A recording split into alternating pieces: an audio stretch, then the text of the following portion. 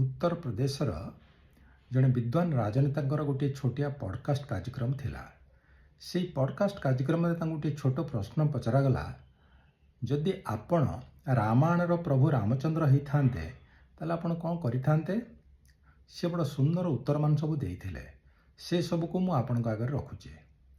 तांकर प्रथम उत्तर थिला जे मु जदि प्रभु रामचंद्र होइथांती ताहले सुपर्णखार अनुरोध शुणिला परे मु तार नाक काटिबा पई देई नथांती।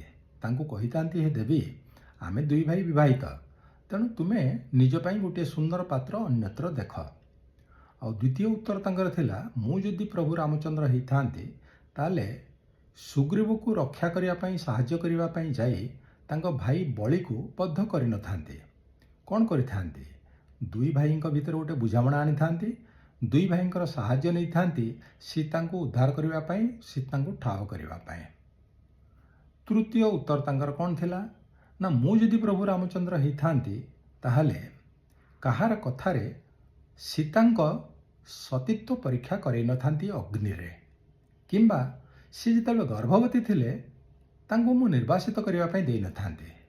जदि दरकार पड़ी थांता ताले तांको सहित राज्य छाड़ी देई थांते। चतुर्थ उत्तर कौन थिला?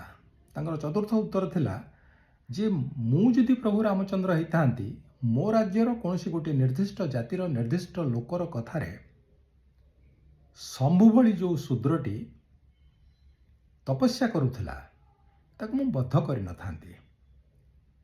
ये सब उत्तर गुड़िक तांकर शुणिले।